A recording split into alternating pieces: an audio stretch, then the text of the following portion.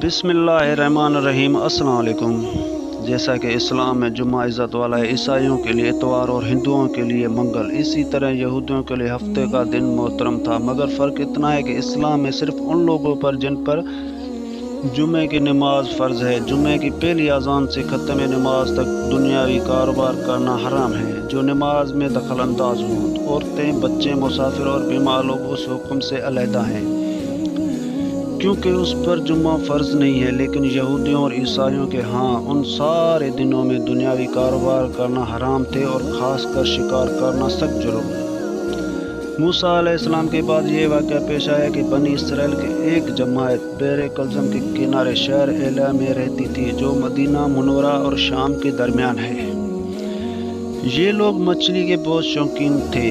रब की शान ये कि हर हफ्ता उस दरिया में बेशुमार मछलियाँ नमूदार और होती थी, और या तो उनके इम्तिहान के लिए या उस मछली की ज़ियारत के लिए जिसके पेट में हज़रत यूनुस अलैहिस्सलाम रहते थे। बाकी दिनों में सब मछलियाँ गायब हो जाती थी। उनके मुंह में पानी उभर आया और सोचने लगे कि किस तदबीर से उनका शिकार करना चाहिए, जिससे शिकार भी हो जाए और हफ्ते का दिन की बेहरमती भी ना हो। आखिर उन अक्लमंदों ने ये सोचा कि दरिया के इर्द गिर्द बहुत से गहरे गार खोद दिए और दरिया से उस गार तक नालियाँ बना दी। जुम्मे के शाम को उन नालियों का मुंह खोल देते थे कि पानी के साथ मछलियां उन गढ़ों में आ जाएं, और इतवार के दिन उन गढ़ों से पकड़ लेते थे और कहते थे कि हम हफ्ता को शिकार नहीं करते। उन्होंने वो मछलियां खूब खाईं और फरोख्त की, जिससे ये बड़े मालदार हो गए।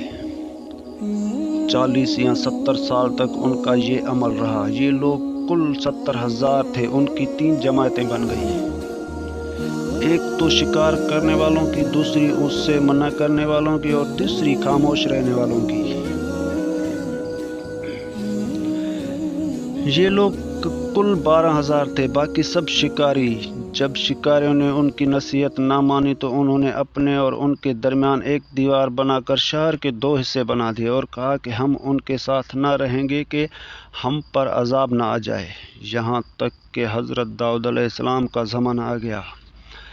आपने उन शिकार करने से मना किया और फरमाया कि बेवकूफ़ों, शिकार कैद करना है तो शिकार है जिसकी कोई हरन को जाल में फंसा ले और उसने शिकार कर लिया, खाए या ना खाए, और खाए तो आज ही खाए या कभी दूसरे वक्त।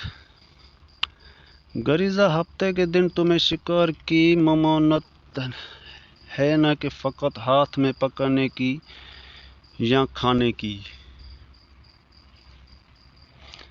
इससे बाज आ जाओ वरना अजाब में गिरफ्तार हो जाओगे। शिकारियों ने कहा कि हम तो बहुत अरसे से ये काम कर रहे हैं, अगर ये बड़ा बुरा होता तो अब तक हमको अमन क्यों मिलती।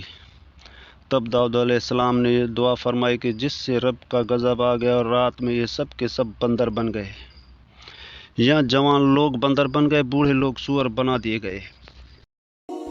उनकी अकल व हवस तो बाकी रही, मगर उनकी कुव्वत गवाई जाती रही और जिस्मों से सख्त बदबू निकलने लगी। सुबह के वक्त उस मोहल्ले के लोगों ने देखा कि ना तो उस मोहल्ले से कोई आदमी आता है, ना कोई आवाज़, ना कोई धुआं वगैरह निकलता है, तो ये दीवारों पर चढ़ के उनके घरों में दाखिल हो गए। वो बंदर उनको देखकर उनकी तरफ दौड़े और उनके कदमों से लिपटने लगे और उनके कपड़े सूंघते रोते रहे। उन लोगों ने कहा, क्या हमने तुम्हें शिकार करने से मना न किया था। वो बंदर सिर हिलाते और आंसू को रुखसार पर बहते रहे। उस हाल पर उनको 3 रोज़ गुजरे और सब हलाक कर दिए गए। ना कोई बाकी बचा और ना उनकी नस्ल चली।